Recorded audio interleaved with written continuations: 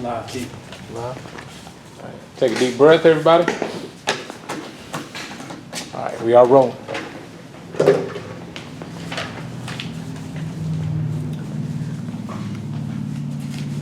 Quiet on the set. Grab your wine, we'll open with a cheers. Quiet on the set. 3, 2, 1. Hey folks, it's your girl JQue. Welcome to another episode of Healthy Living and Wine. On this series, Wellness, Wine, and Whatever, I'm excited to have some more queens in the house talking about whatever is our pleasure. So cheers, ladies. Welcome to Healthy Living and Wine. I'm excited about the conversation. We're going to kick it off by allowing the queens to introduce themselves, tell us a little bit about you, and we're going to dive right on in. Let's get started. Well, I'm Lynette Jackson. I am 54. I got a lot of going on actually. So I'm a baker. I went back to school. So I'm getting my degree in Bachelor's Administration. Ooh. Yes, finally. Look at you, girl. And, No finally needed. Just yes. degree, period. Exactly. Period. Exactly. And I also do a little Chicago stepping. So yes. Yes, I've got to find out about You that. guys got to come. I'm excited. I hear it's on Mondays. Well, it's actually, there's a group on Thursday. Okay. At NB. Okay. So they I got to have- come through. Yes, absolutely. Definitely It's come so through. much fun. Oh my It's so gosh. much Oh my. fun. All right. Welcome. Hi, I'm Jennifer Allen. I'm 41, mother of 1, stepmother of 2. I am a food blogger. In my spare time, just working and being a mom. Oh my gosh. So when I put out there that I needed some wine ladies to come on and talk about wine, Jennifer tagged in and I looked at her profile, I checked up on her socials, thank God for socials, and I saw she was a foodie. I was like, connection, honey, because I love to eat. I love different foods and of course, pairing them with wine. Yes. So welcome to the show, ladies. Thank Let's you. just dive right on in. So this segment is called Random Questions because what I do is I'll just take the random questions or the comments that are on all different episodes or random episodes. I keep them in a little box, and when we have Wellness, Wine, and Whatever segments, we pull out the box and we just chat it up, right? So we've already pulled out our box. We're going to dive right on in. Let's take a moment, though, to highlight our sponsors. I want to say thank you so much to InstaSpace Studio. This is the venue upon which we recorded any of your recording needs, any of your photography needs, behind the scenes needs. Shoot, you can shoot a movie up in here, you can do a podcast in here, you can do a music video, you can take a shower in here. I have been in a shower photo shoot right in here in this space, literally. Wow. Literally. Okay. I've been in a swing up in here. I've done a murder mystery up in here. The wonderful thing about InstaSpace Studio is anything that you can visualize, anything that you may want to think about doing, this space is available for your vision to come alive. So shout out to InstaSpace Studio for always being available for me to make these outrageous visions of mine come alive. Another sponsor of ours is Ear Vision Studios. He is my audio engineer. He's been with me from day one. You understand what I'm saying? So any of your audio needs, any of your visual audio needs, any music that you may need, writing, production, anything. Shoot, he's even an audio engineer educator. Hit up Ear Vision Studios. Thank you so much, Mike. And then last but not least is Tim Miller. He's with Paradox East Media. Tim has really been a game changer for me. He's also been a mentor. I call him boss man because he keeps me grounded and he keeps me straight. He also is very, very good. Paradox East Media Company does just about anything media. Anything. They specialize definitely in podcasts and radio, but if you need anything media content, behind the scenes, direction, curation, timeline, even crap, it just left my brain. Even photo shoot stuff. No, that's not what it's called. Senior moment. It'll come back and I'll edit it. We do it all. Right? Paradox East Media. They're also in a liaison. That's the word I was looking for. A liaison to helping you figure out what your media needs are and how to elaborately to figure out what those are and source the resources. Paradox East Media is one of those as well. So thank you guys so much for being here and showing up on the scene. We're going to dive right on in. Ready? All right. So our first random question. All right. So the audience asked, what's one boundary you set recently that made a difference for you? Now, how I want you to think about that question is, how do you approach setting boundaries? And what impact has that made on your mental health? Setting boundaries. How do you approach that? I know, right? Well, for me, it's definitely freed me up from a lot of drama. Ooh, drama free. Help me keep money in Ooh, my pocket. save money, put it in my pocket. I'm always down with money in my pocket. Yep. And just overall clear space, clear head, not having to deal with a lot of other people's problems. So. Oh yeah, 99 problems and theirs ain't one. I'm down with that for sure. How did you get there though? Just get tired. Yeah, I'm Honestly. sick and tired. Yep. Wow. Get tired. Sick and tired. And Setting I think that boundaries. grows, honestly, just growing up and realizing that I have to worry about myself. Yeah. Other people. Focusing on self. Self is so important for us to thrive, to grow. We just, in a previous episode, talked about success and what it looks like. We have to define our own success, right? We have to look within our own selves. Pretty much everything. For me, in my life, everything I do is first God-centered and then me. I don't know if you want to call that selfish or whatever you want to call it. I don't care. Because it's all about me. God first, and then whatever God tells me it's got to be next, it's his fault because he has me on the list next. So y'all got to take it up with God, right? What about you? How do you set those boundaries? It's hard to set boundaries, especially when it comes to your family, because you always want to do everything for your family, right? Yep. You always want to be there for them, no matter what it is. You're always trying to help them, whether it be emotionally, financially, whatever the case may be. I think the challenge for me, that's my biggest challenge, because when it comes to my family, I always go above and beyond. So it's been very hard for me. It's still something I'm working on. I think it's a constant progress, a work in progress. I am learning even at my late age, not to always overextend myself. So I have been learning to take a step back and finally say, I can't do that. Oh, wow. Especially now with everything that I do. Yeah. I have so much going on. It's hard, and I want to be there for my family. I want to be there for my grandkids. But I'm learning that mentally, it's just not. It's not something I can do. I literally feel it affecting my health. I don't feel as motivated or as, I guess, Encouraged. encouraged to do what I want to do.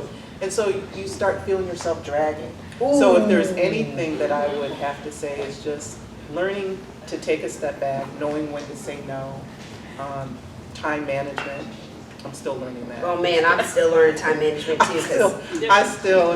Because when Anybody on set right now knows JQue's time management is a word. management. But what happens is you start doing so much, things fall through the cracks. You miss things, You right? miss things. You miss vital Multitasking, things. doing too much. You're doing too much. Yeah, And it's I'm learning that. details. Yes. The It's the little details. It is the details. Yes. I can share that today. Even today, I'm doing a triple production, is what we call that on my end of the world, where I literally have 3 separate productions happening at the same time, in the same space, literally at the same address, happening at the same time, right? I have 3 different emails that have been sent out to 3 different groups of people that are actually producing different things at the same time. Right. And overwhelming. Yeah. But at the same time, I understand that as I have grown, right, learning myself, understanding more about who I am and what I have to contribute to that, my success has to do more with, am I willing to let go? Right. Am I willing to set boundaries on what JQue decides she wants to do? You know? Right. Today, sharing a little experience, during that triple production that was happening. It was my first time ever relinquishing creative directorship, y'all. It's my first time ever. 12 years I've been doing creative directorship, production, entertainment, right? It is my first time, first of all, releasing a project that is mine into someone else's hands. Yeah. And then second, having an assistant creative director. Oh my God. When I tell you it was super scary, it was super scary because of the control aspect of it, right? The aspect of saying, I'm giving someone else the freedom to tell me what to do with my vision. Right. Oh Yeah. my God. April was probably like, oh, I don't know if I'm gonna deal with this chick right here. Because it's like a baby. So. It is. Yeah. It's been my baby for what, 12, 13 years. And to be able, and then it's funny though, people hire me to do triple, quadruple production sets all the time. One of my main jobs. But doing it for myself, Yeah.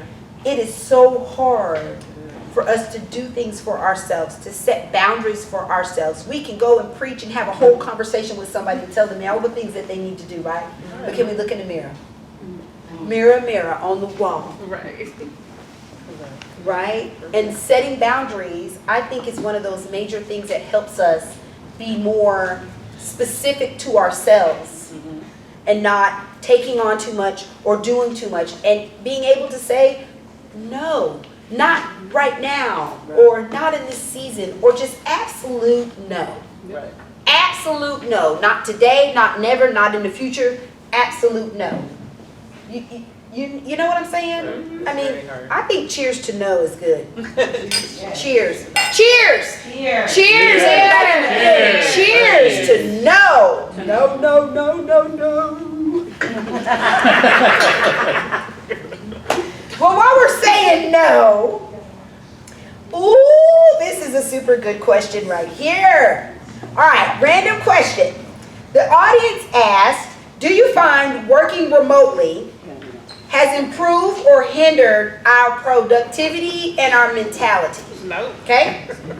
I'm asking, what's your take on the rise of remote work? And if you had a choice, would you choose remote life or work in office life? Half and half. Balance. Balance. Oh wow, tell me why. Ooh, I can't say too much. She's on paper. She's on paper, y'all. I work remote now. Okay. But, oh my God, y'all! For mental health purposes, I'm realizing I need to be in office at least twice a day. Like once or twice a week, excuse me, because it's so lonely. Wow, It's just me in the loneliness. house. Okay. I work 10 hours a day at home. Wow. I've been doing this since 2018. Ooh, before Yeah. COVID. So COVID Yeah. didn't push you into work at No. home. You No. were already there. I was already there. And then when COVID came, you just went 100%. Yep. Ooh. And my job is an hour and a half away. So. Snap. Oh my gosh. I Yeah. commute about an hour too as I work well. for the government, so yeah. So I mean, it's for me. It was fun at first, and I mean, sometimes it's helpful if I need to do other things, but It creates flexibility, doesn't it it? does create flexibility. Yeah, I enjoy remote work, but I'm like you. For me to really thrive in the career or whatever field I'm working in that remote aspect, I need to also be in that vibe of that energy of people that are putting out, because I find that when I'm remote work, all I see is my stuff, my things, what's on my internet, what the algorithm is showing me, versus when I'm in a conglomerate of different people or in a workspace where I see different perspectives or I feel different energies. Yes. I tend to have a higher productive output. Yeah. But depending on what it is. Now, when I'm writing my book, Oh yeah. when I'm writing my book, I find out isolating myself in a remote space and remotely going over things with my editor is better for me, because when I'm in the space with going over with him, I feel like I'm the worst grammar person ever. Like I never had an English class, or I shouldn't even be speaking anywhere because he just red marks JQue, grammar, this and that. Excuse me, that remote thing just got me, my editor. But I do understand the balance that is necessary between remote. I was not pushed into remote until COVID. So before that, I was fully immersed. I was never even remote, nothing. I didn't even have a laptop dedicated to work. Right. And then COVID happened. And everything, I immediately had to switch to everything in my home studio. Recording the podcast, doing production, doing products. Everything I did in my life was under one roof. I was like crazy in 4 hours. Yeah, I was crazy in 4 hours. What about you? Do you work remote? I do work Okay. remote, and I have to agree. I think there's a strong disconnect with everybody. Yeah. Conversations are lost. Information is lost in translation. You have video chat, you have group chats, things of that nature. But what happens is, and what I've noticed, like you, I didn't become work from home until COVID. As a matter of fact, even after COVID, I was one of the few people that actually still worked in the building. Oh, nice. Because I chose to do so. Yeah, I had to It go was back. a way for me to get away from my home. Yeah. And after a while, it just was like, let me go ahead and I'll just work from home. It started to become a little easier because I was helping taking care of my grandkids. Flexibility. There was that flexibility. But even now that all that has alleviated and I don't have as much of that, I find that working from home for me personally it just doesn't work. Yeah, me either. It just doesn't work for me. I do feel that when you have a team and you're working with a team and a team is required, a group chat, video chat is not the same thing as leaning over and saying, hey, let me tell you what happened. Yes. Let me have this conversation. The with you. vibrations. It's not even that. It's more or less the personal connection. Yeah. You lose that personal connection with the people around you. And so what ends up happening, and this is what I personally have noticed, is that there's a disconnect with humanity. You sort of lose that connection of compassion, empathy. You start losing all that because you're disconnected from everybody. So you're so used to just going, okay, let me sign on, let me do this, let me do that. And then when somebody comes and asks you a question, you forget how to respond in a positive way. You just respond. It's so funny you say that. I just did a workshop on the effectiveness of communication, in person and virtual. Right. And one of the things that I found in my study is that humans are losing the art of communication. They are. Yes. They are Yes. losing Yes. the art They are. of conversation. Yes. I have Come a on. friend, Preach it. April, who has a platform where it's conversations, right? It's real common conversations. But you have to be in person. You have to. You got to be there in order to experience the vibe, in order to grow from the conversation, in order for the conversation, the words, those things to attack you and be a catalyst for you to move into a different space. But that cannot happen unless the conversation is in person. It's not gonna happen. Before digital media, before beepers, before cell phones, before pagers, before computers, the only people could make a change is meeting together on a board, sitting down, writing things on a piece of paper, writing out a plan, saying that you're responsible for this, this, and this, and talking it out in a room, not even on a phone. People have lost the way to have a conversation. Yeah, even talk to each other. Talking Yes. to each other. They don't know how to effectively communicate and express their emotions in a professional way. It's the professional side of it is really the biggest issue. Yeah, it sounds like a chat GBT. It really does. Yeah. It really does. And you've got a lot of these young people, and I've noticed it even in my workplace, that even when they conversate in group chat, Yeah. it's a very disconnect with them. They don't know how to communicate effectively. They don't know how to communicate professionally. Yeah. And what I'm also finding is that people have become lazy. Yeah. Oh my God. When I tell you lazy. When I say lazy, they are lazy. Even leadership, upper leadership, I see it. They are so far removed from their employees Preach, that preach, they have preach. no I'm going through clue that now. of how to Amen. effectively Me how too. to Communicate. how to effectively help their team. Yeah, communicate. They really do They not, don't because know. they do not understand what their teams are going through, what their employees are going through. They see it only through a computer, and that's not That's the it. same thing. They got to get away from that. So I do think the benefit of working from home is it is extremely beneficial. Yeah. I don't necessarily agree with part-time. I do Long-term. see why people, a lot of employers are going back to. I do too. Too. Although during COVID, remote jobs were very productive, Yeah. but that was because of the environment. Yeah. Correct. Nobody wanted to be sick, nobody wanted to interact with Yeah. anybody, everybody wanted to stay home because of that reason. But now that we are beginning to relieve ourselves from the pandemic, people now have become in the habit of not being social except through thumbs. And Right. people are being lazy. The production, like their productivity has dropped dramatically. It's mental. Dramatically. Even It's mine, mentally honestly. taxing. I would say Dramatic. for me, I'm more tired. I gain weight. It's just, it's You get for me, tired. it's not good. And I'm a people person. Even like now, like just being around you guys, like I'm normally not around a lot of people, so it is a little weird for me. But I'm very outgoing. Yeah, because you're remote though. Yeah. But So you remote have to is, be like, intentional. messed me up. You've got to be it is. intentional about being in with people. You've Yeah. got to be intentional about being with people. I think, and I know God created us to be with people. Otherwise, He would have just left Adam by himself. But He said in the Bible, He said that I'm going to make you a helpmate.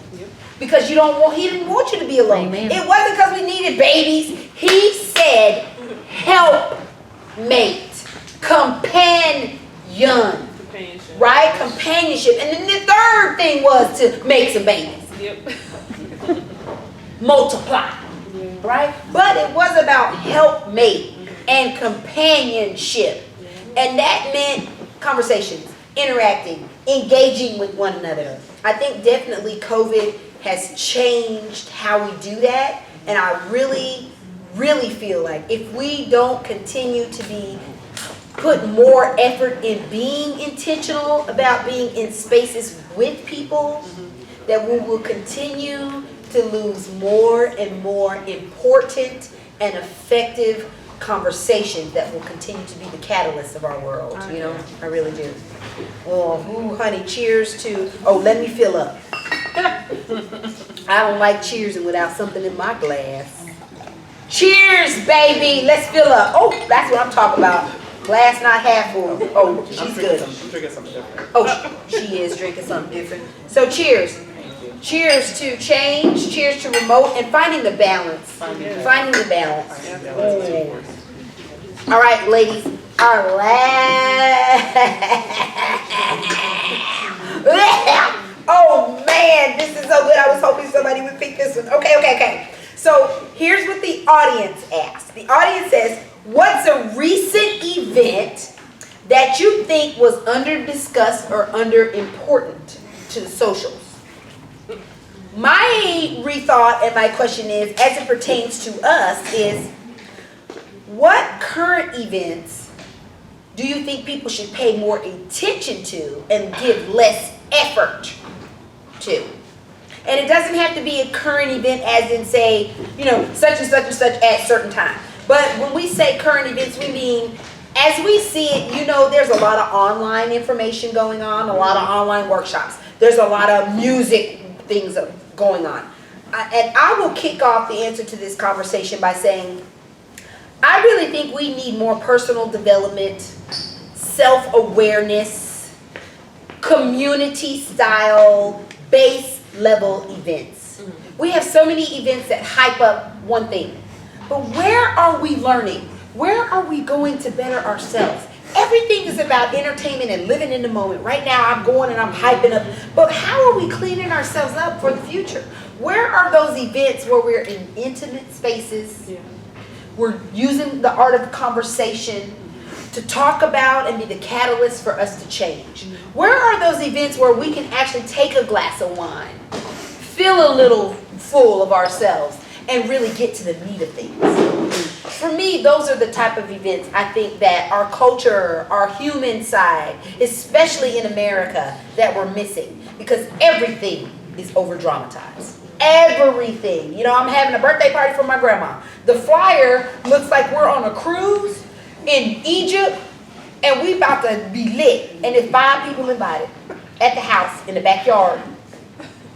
Yeah, I think for me, I think it's more focused on the younger generation. I don't think we spend enough time teaching them the basics. Foundations. The foundation. There should be a format where we go back to the way things used to be. Oh, yes. You know, where they learned about, I hate to say this, you know, when we used to have home ec classes. Oh, yeah, we don't even have those anymore. Home ec, Nope. shop. Yep. Shop, when the guys had shop. Yes. Because it was a way for them to interact, learn from each other, Yep. again, communicate with each other, but teach them the values of doing something and working hard to do it.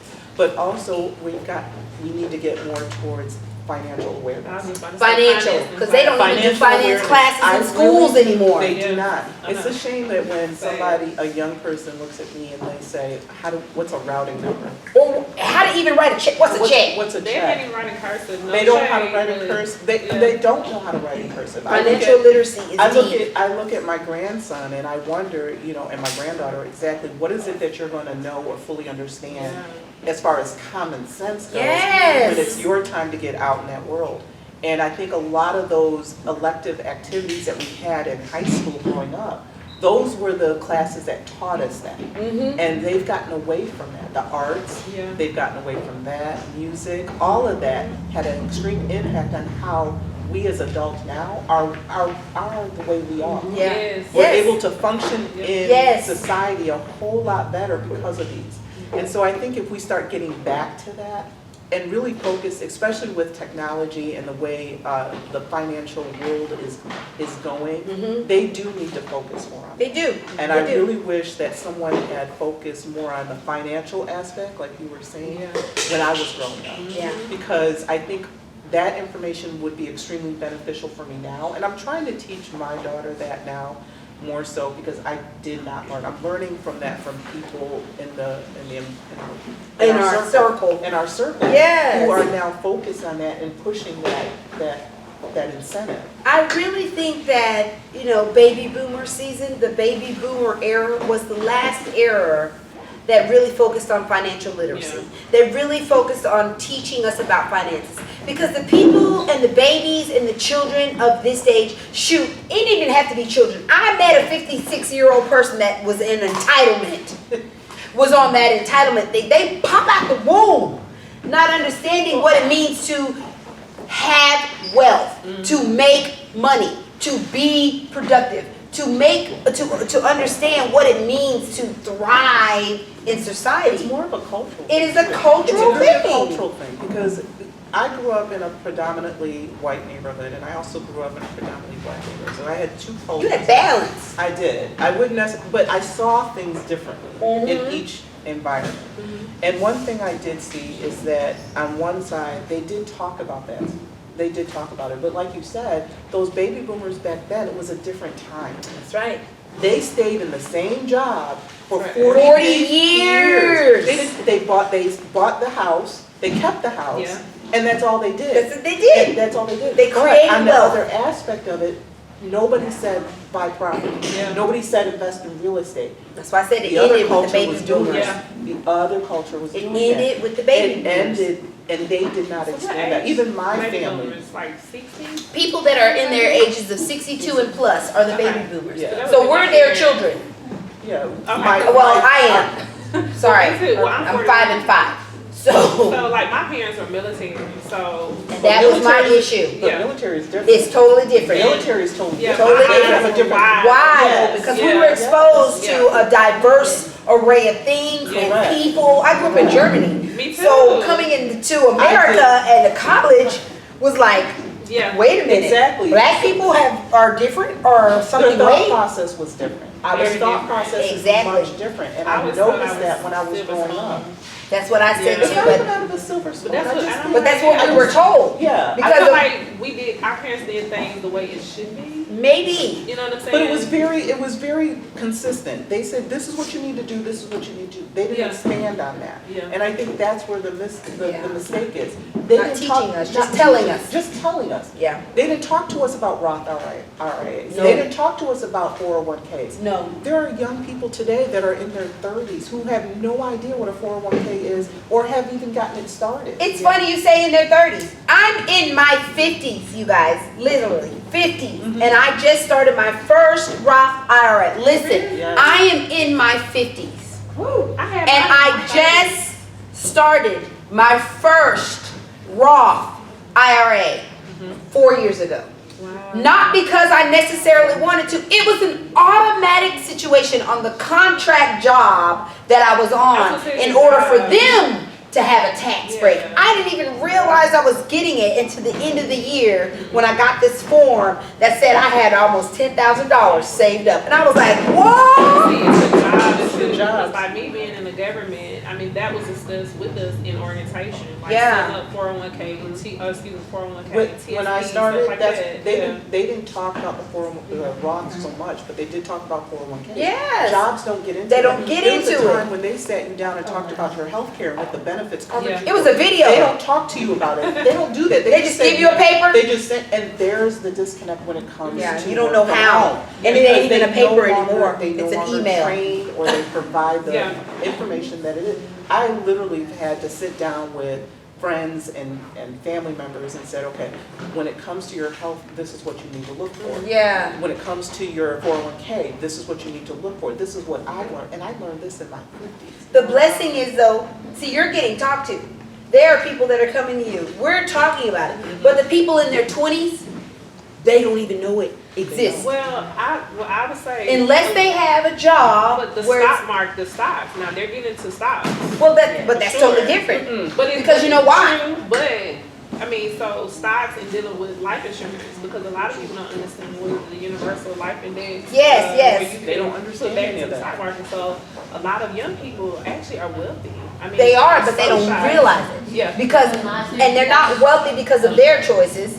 It's wealthy because someone did it for them, started it for them. Do they understand? Or what's do going- they understand? What's gonna No, happen? it's not that. They're looking at the short, I get what you're saying, because I there understand are. it too. That's a short time. Term. What happens when you're my age? Yeah. What happens when it's ready, when it's time for you to retire? What Yeah. happens when you're just like, you know what, I am tired of social media, I am tired of getting online, I am tired of doing this, I just want to chill. Where is your money? Girl. Where is your money? What get have you done twisted. with it? How did you invest your money correctly?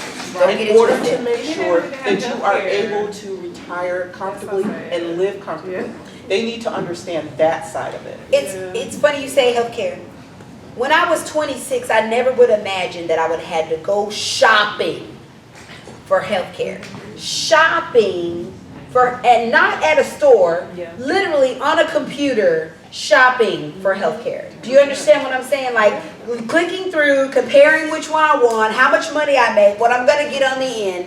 Because when I was 20 and 21 and I got a job, it just came Yeah. with healthcare, and it wasn't a deciding factor. Yeah. It was literally just what I could get. Based now on where we are in our political place, we have opportunities and resources that are either good or bad, depending Yeah. on how you look at them. Right. Where now we are the deciding factor. Yeah. But because we don't understand the terminology or the communication, or we don't even know what it really means. That is huge. That is huge. Understanding the terminology, because most people don't even, I'm in the healthcare industry. So understanding that coming into the healthcare industry, it reads like a legal document. Yeah.